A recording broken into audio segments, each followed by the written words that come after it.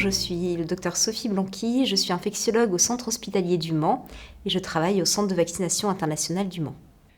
Quelles sont les vaccinations nécessaires d'un voyageur qui souhaite se rendre en Asie? Le voyage est l'occasion pour les patients de faire le point avec leur médecin traitant sur leur vaccination. Pour tout voyage, il faut d'abord vérifier que les vaccinations du calendrier vaccinal français sont bien à jour.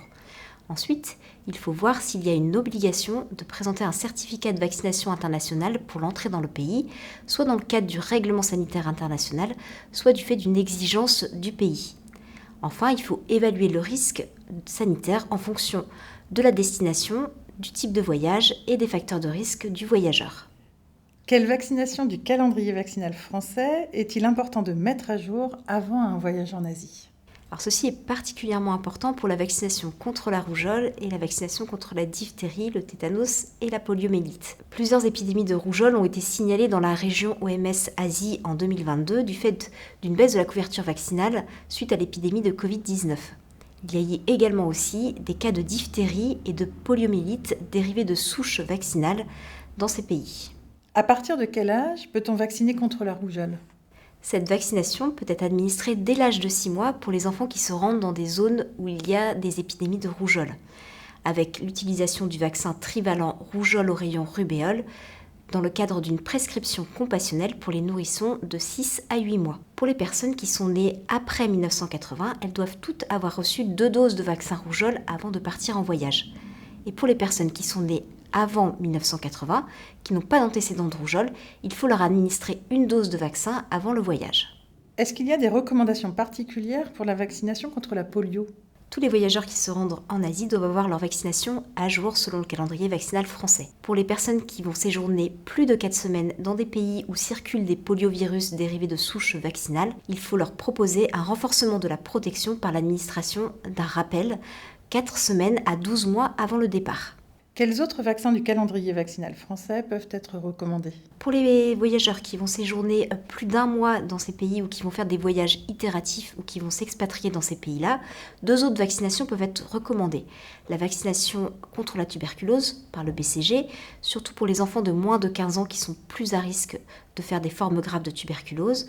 Enfin, la vaccination contre l'hépatite B est aussi recommandée pour ces voyageurs. Y a-t-il des vaccinations obligatoires pour un séjour en Asie? Alors, dans la grande majorité des voyages en Asie, il n'y a pas d'obligation de vaccination pour les voyageurs qui viennent de France.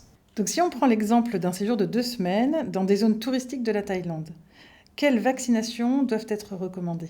Comme pour tous les voyages dans des zones où l'hygiène est faible, la vaccination contre l'hépatite A doit être systématiquement recommandée. Elle peut se faire dès l'âge de 1 an.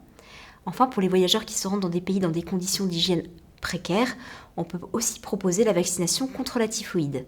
Elle peut se faire dès l'âge de 2 ans. Quels sont les schémas de vaccination contre l'hépatite A? Il existe plusieurs vaccins contre l'hépatite A. Ce sont des vaccins qui sont inactivés.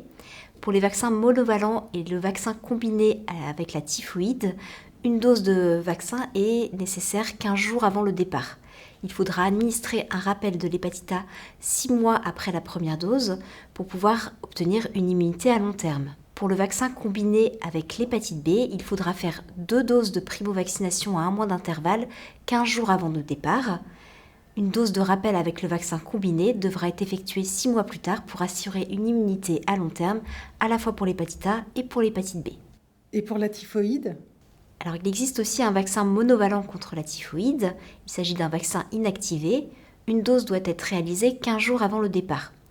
Ce vaccin couvre 60% des souches de salmonelle qui peuvent donner la typhoïde.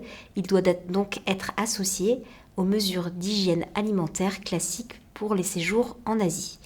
La durée de protection procurée par cette vaccination est de 3 ans.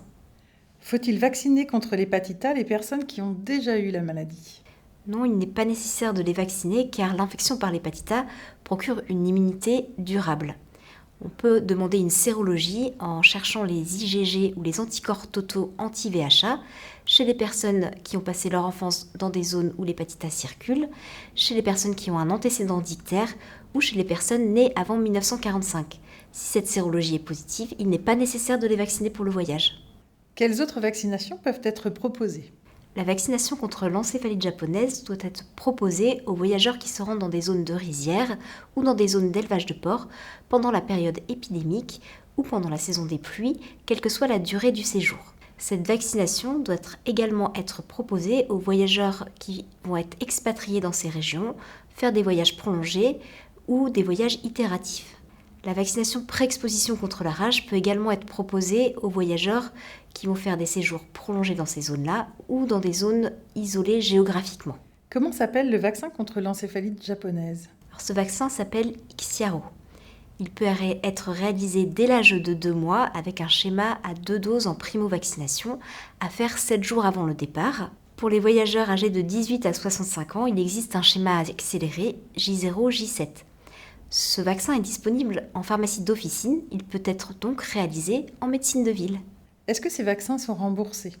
Alors, les vaccinations du voyageur ne sont pas remboursées. Ils peuvent être pris en charge en partie ou totalement par les mutuelles. Les vaccinations du calendrier vaccinal français sont prises en charge pour la part obligatoire par l'assurance maladie, y compris si elles sont réalisées en centre de vaccination international. Où peut-on trouver les informations relatives aux vaccinations des voyageurs?